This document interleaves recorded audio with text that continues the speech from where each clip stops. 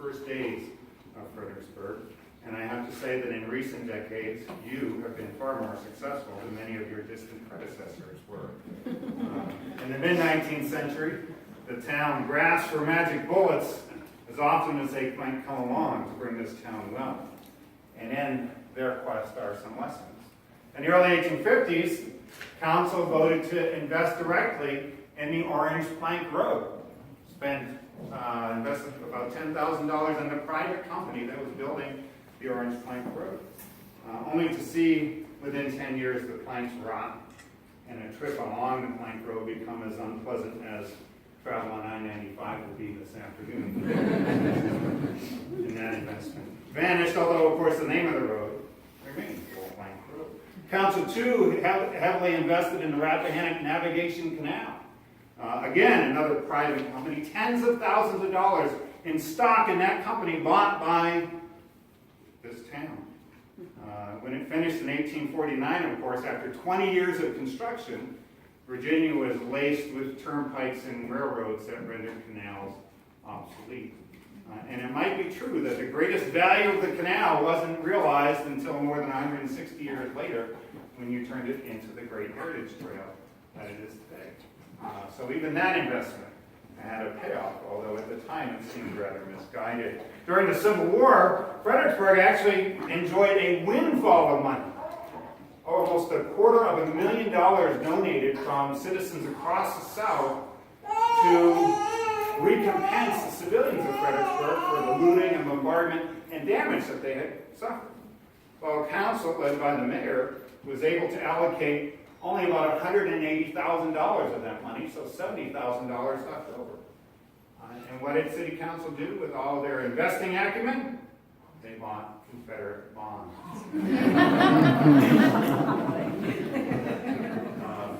Now, like your predecessors, you are the focal point of an energetic, sometimes loud, sometimes combative electorate. America improves, I think, not so much by the efforts and inspiration of its leaders, but by the challenge of its citizens to each other. And that is a Fredericksburg tradition, an American tradition. You may think that the noisy process that you all just endured in selecting the new courts destination here in Fredericksburg was unprecedented, but it was not. In 1852, when council decided to build the magnificent building that stands right down the block from us, they paid $300 to James Renwick, the world-famous architect, and the building he designed was budgeted by him at $14,000 to build, at a time when an average house in Fredericksburg cost about $1,500. Local residents rebelled at the cost. They generated a petition of about 180 signatures asking town council, to scale the building back to 6,000. Does this sound familiar to all of you? And council steadfastly refused to do so. And so today, our town is possessed of one of the finest Gothic courthouses in the mid-Atlantic states. Unless you think the debates over trees on Washington Avenue or the construction on George Street or drainage on Kenmore Ave are particularly raucous, ponder this. In 1861, when this community debated secession, this room was not big enough. Instead, a public meeting was held in the courthouse.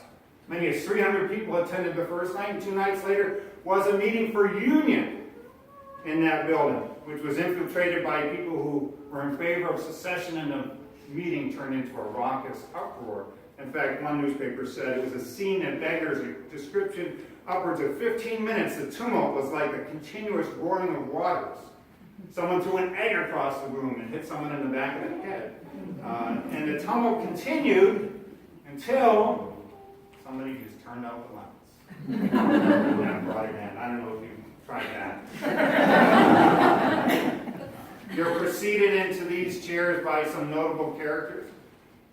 Peter Gulrich, not the original Gulrich, but certainly the patriarch of the Gulrich line in Fredericksburg, served 3 times as mayor. You'd be hard-pressed in this day and age to find someone as connected as him able to serve in a public office. He owns 75 different properties in town at various times. He's the 3rd richest man in town. He was sued himself 70 times. He sued other people 80 times in his lifetime. He also finagled an appointment as the vice consul of the British, or as a British vice consul here for the port of Fredericksburg. Problem is, nobody knew that he had that designation, which he received from the British embassy in the 1850s. No one knew that he had it until the Union Army arrived in 1862, when suddenly a Union Jack went up over his house at 723 Caroline Street, where Irish sits today. And everybody pondered what that meant. Well, that was Peter Gulrich declaring that his place was a refuge of the British Crown, and therefore could not be touched by the Union Army. And what did the local residents do? They all rushed to his place to put their silver and fine china in his basement. The Yankees were not terribly amused by that, as you can imagine. His successor was the war mayor of Fredericksburg, a man named Montgomery Slaughter, bald, upright, somewhat taciturn, and he would become much beloved. As he negotiated with Union generals, he negotiated with Robert E. Lee.